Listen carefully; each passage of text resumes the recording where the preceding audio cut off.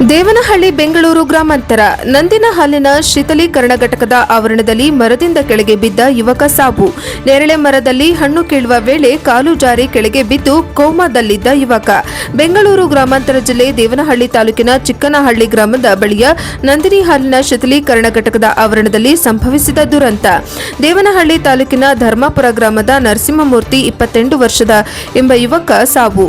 ಶೀತಲೀಕರಣ ಘಟಕದಲ್ಲಿ ಡ್ರೈವರ್ ಆಗಿ ಕೆಲಸ ಮಾಡುತ್ತಿದ್ದ ನರಸಿಂಹಮೂರ್ತಿ ಕೆಲಸದ ವೇಳೆ ಆವರಣದಲ್ಲಿದ್ದ ನೇರಳೆ ಮರದಲ್ಲಿ ಹಣ್ಣು ಕೀಳುವ ವೇಳೆ ಕೆಳಗೆ ಬಿದ್ದಿದ್ದಾರೆ. ಗಂಭೀರವಾಗಿ ಗಾಯಗೊಂಡ ಅವರು ಕಳೆದ 2 ದಿನಗಳಿಂದ ಕೋಮಾ ಸ್ಥಿತಿಯಲ್ಲಿ ಚಿಕಿತ್ಸೆ ಪಡೆಯುತ್ತಿದ್ದರು.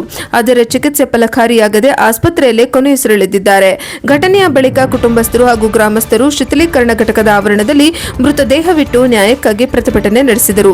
ಮೃತರ ಕುಟುಂಬದ ಒಬ್ಬ ಸದಸ್ಯರಿಗೆ ಉದ್ಯೋಗ ನೀಡಬೇಕು ಹಾಗೂ ಮಕ್ಕಳ ಭವಿಷ್ಯಕ್ಕೆ ಅನುಕೂಲವಾಗುವ ಪರಿಹಾರ ಒದಗಿಸಬೇಕು ಎಂದು ಒತ್ತಾಯಿಸಿದರು. ಘಟನಾ ಸ್ಥಳಕ್ಕೆ ವಿಜಯಪುರ ಪೊಲೀಸರು ಭೇಟಿ ನೀಡಿ ಪರಿಶೀಲನೆ ನಡೆಸಿದ್ದು ಪ್ರಕರಣದ ಕುರಿತು ತನಿಖೆ ಮುಂದುವರೆದಿದೆ. ವರದಿ ಎಲಿಯೂರು ರಾಧಾಕೃಷ್ಣ, ಪ್ರಜಾಪವ ಟಿವಿ, ದೇವನಹಳ್ಳಿ. ಇದೇ ಡೈರಿಯಲ್ಲಿ ಇವನು ಟಿಫನ್ ಮಾಡ್ತಾ ಇದ್ದಂತೆ. ಯಾರ ಡೈರಿಯಲ್ಲಿ ಕೆಲಸ ಮಾಡೋ ಎಂಪ್ಲಾಯಿ ಬಂದು ನಮ್ಮ ಹುಡುಗನಿಗೆ ಹಿಂಗೆ ನಮ್ಮ ಸೊಸೆಗೆ ಏನೋ ಆಗಿದೆ, ನೇರಳೆ ಹಣ್ಣು ಬೇಕು, ಮರಕ್ಕೆ ಕಿತ್ಕೊಡು ಅಂತ ಹೇಳಿದಕ್ಕೆ ಅವ್ನು ಎಕ್ಕಿದ್ದಾನೆ. ಕಾಲು ಸ್ಲಿಪ್ ಆಗಿ ಮೇಲಿಂದ ಬಿದ್ದಿದ್ದಾನೆ ಸರ್. ಅವನು ಆಸ್ಪತ್ರೆಗೆ ಕರ್ಕೊಂಡೋಗಿ ಸೇರಿಸಿದ್ದಾರೆ.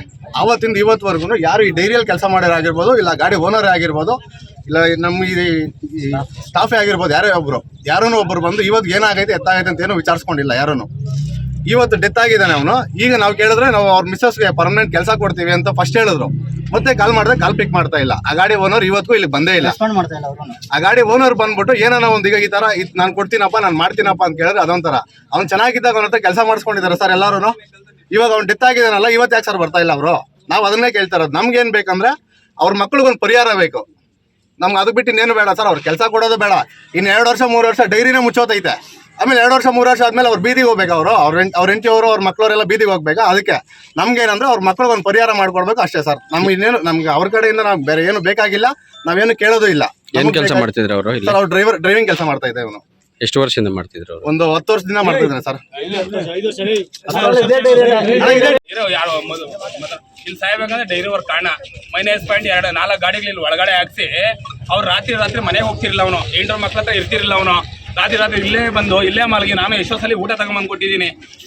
ಅವ್ರಿಗೆ 4 ಗಾಡಿಗಳು ಹಾಕ್ಸಿರೋದಕ್ಕೆ ಕಾರಣ. ಇವಾಗ ನಾವೆಲ್ಲ 16 ಜನ ಡ್ರೈವರ್ ಇಟ್ಕೊಂಡು ನಾವು 8 ಜನ ಹೊಲ್ಟೋತೀವಿ ಅಂತ 14 ಜನ ಹೊಲ್ಟೋತೀವಿ ಅಂದ್ರೆ ಇವ್ನು ಇಲ್ಲೇ ಮಲಗಿ ಇಲ್ಲೇ ಇರ್ತಿದ್ದ. -ಪಾಯಿಂಟ್ ಕಾರಣನೇ ಡೈರಿ ಇವರು. ಹೆಂಗೆ ಅವ್ರ ಗಾಡಿಗಳು 4 ಒಳಗಾಕ್ಸ್ಬೇಕು? ಹೆಂಗಿರ್ಬೇಕು ಇವರು? ನಾವು ಒಂದು ಡ್ರೈವರ್ ನಮ್ಮ ಗಾಡಿ ಒಳಗಾಕ್ಸಿದ್ರೆ ಹಾಕ್ಸ್ಬೇಡ ಅಂತ ಹೇಳ್ತಾರೆ. ಇವ್ರ ಗಾಡಿಗಳು ಮತ್ತೆ ಇರಬೇಕು. ಅವ್ರ ಗಾಡಿ ಇರೋದಕ್ಕಾಗಿ ಅವ್ನು ಅನ್ಲೋಡ್ ಮಾಡೋದು. ನನ್ನ ಗಾಡಿ ಅನ್ಲೋಡ್ ಮಾಡಿ ಅವನ ಜೊತೆಲಿ ಇದ್ದು ಹಿಂಗೆಲ್ಲ ಮಾಡಿ ಮತ್ತೆ ಅವ್ನಿಗೆ ಈ ಥರ ಕೆಲಸ ಮಾಡ್ಕೊಂಡಿರೋದು. ಅವ್ನು ಅನ್ಲೋಡ್ ಆಗಿದ ತಕ್ಷಣ ಗಾಡಿ ಎತ್ತಪ್ಪ ನೀನು ಆಚೆ ಅಂದ್ರೆ ಎತ್ತಿರ್ತಿರೋ. ಇಲ್ಲ ಮ್ಯಾನೇಜ್ಮೆಂಟ್ ಸರಿ ಇಲ್ಲ. ಇಲ್ಲಿ ಪರಿಸ್ಥಿತಿ ಹಿಂಗೈತೆ. 6-7 ತಿಂಗಳಿಂದ ಪರಿಸ್ಥಿತಿ ಹಿಂಗೆ ಇರೋದು. ಅವ್ರ ಗಾಡಿಗಳು ಮಾತ್ರ ಒಳಗಿರ್ಬೇಕು, ಬೇರೆ ಗಾಡಿಗಳು ಒಳಗಿರಬಾರ್ದು. -ಪಾಯಿಂಟ್ ಕಾರಣ ಸಾಯಕ್ಕೆ ಕಾರಣನೇ ಅವ್ರ ಗಾಡಿಗಳು ಹೊರಗಿರ್ಬೇಕು ಅಂತ ಒಳಗಿರ್ಬೇಕು ಅಂತ ಕಾರಣನೇ ಅವ್ರದ್ದು. ಗಾಡಿಗೆ ಒಳಗಡೆ ಹಾಕ್ಸ್ಕೊಂತ ಇದ್ರು. ಇವನು ಅನ್ಲೋಡ್ ಮಾಡ್ಬಿಟ್ಟು ಅಲ್ಲೇ ಇರ್ತಾ ಇದ್ದ. ಡೈರಿಲಿ ಕೆಲಸ ಮಾಡೋ ಎಂಪ್ಲಾಯಿನೇ ಮರಕ್ಕೆ ಎಕ್ಸ್ಬಿಟ್ಟು ಕಿಚ್ಚಿರೋದು, ಕಾಯಿ ಕಿಚ್ಚಿರೋದು. ಆಗ ಕಾಲು ಸ್ಲಿಪ್ ಆಗಿರೋದು. ನಾವ್ ಇಷ್ಟೇ ಸರ್ ಕೇಳ್ತಾ ಇರೋದು. ಕೆಲಸ ಕೊಡ್ತೀನಿ ಅಂತ ಹೇಳ್ತಾ ಇದಾರಲ್ವಾ, 2 ವರ್ಷ ಆದ್ಮೇಲೆ ಇದು BMC ಆಗುತ್ತೆ. ಈಗ ಬಂದಿದ್ದು ಕ್ಯಾನ್ ರೋಡ್ ಇದೆ. 2 ವರ್ಷ ಆದ್ಮೇಲೆ BMC ಆಗುತ್ತೆ. ಕಾಂಟ್ರಾಕ್ಟ್ ಬೇಸ್ ಮೇಲೆ ಕೆಲಸ ಕೊಡ್ತೀನಿ ಅಂತಾರೆ. 2 ವರ್ಷ ಆದ್ಮೇಲೆ ತೆಗೆದಾಕ್ತಾರೆ ಕೆಲಸದಿಂದ. 12,000 ಕೆಲ್ಸಕ್ಕೆ ಮಾಡ್ತಾರೆ ಸರ್. 24 ಪ್ಲಸ್ ಎಲ್ಲ ಒಂದು ಫ್ಯಾಮಿಲಿ 2 ಮಕ್ಕಳು. ಅವ್ರ ಹತ್ರ 2 ವರ್ಷದಿಂದ ಕೆಲಸ ಮಾಡ್ತಾ ಇದ್ದಾನೆ. 2 ವರ್ಷದಿಂದ ಕೆಲಸ ಮಾಡ್ತಾ ಇದ್ದಾನೆ. 2 ವರ್ಷದಿಂದ ಕೆಲಸ ಮಾಡಿಸ್ಕೊಂಡಿದಾರಲ್ಲ, 2 ವರ್ಷದಿಂದ ಕೆಲಸ ಮಾಡಿಸ್ಕೊಂಡಿದಾರಲ್ಲ, ಇವತ್ತು ಯಾಕೆ ಸರ್ ಬಂದಿಲ್ಲ ಅವರು? 2 ವರ್ಷದಿಂದ ಅವ್ನು ಚೆನ್ನಾಗಿದ್ದಾಗ ಅವನ ಹತ್ರ ಎಲ್ಲ ಬೇಕಾಗಿತ್ತು. ಅವ್ರ ಮನೆಗೆ ಏನೇ ಬೇಕಾದ್ರೆ ಎಲ್ಲ ತಗೊಂಡೋಗಿ ಮಾಡ್ಬೇಕಾಗಿತ್ತು. 2 ಗಾಡಿ ತಂದು ಇವನು ಇನ್ಚಾರ್ಜ್ ಬಿಟ್ಟಿದ್ರಲ್ಲ, 4 ಗಾಡಿ ಮೇಂಟೈನ್ ಮಾಡ್ತಾ ಇದ್ದೆ ಇವನೇ. ಇವತ್ತು 4 ಗಾಡಿ ಮೇಂಟೈನ್ ಮಾಡಕ್ಕೆ ಇವನು ಇಲ್ಲಲ್ಲ. ಇವತ್ತು ಯಾಕೆ ಸರ್ ಬಂದಿಲ್ಲ ಅವರು? ಇವಾಗ ಡೀಸೆಲ್ ಹಾಕ್ಸಕ್ಕೆಲ್ಲ ಅವರೇ ಬರ್ಬೇಕಲ್ಲ.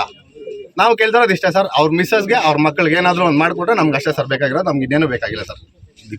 ಅದಕ್ಕಾಗಿ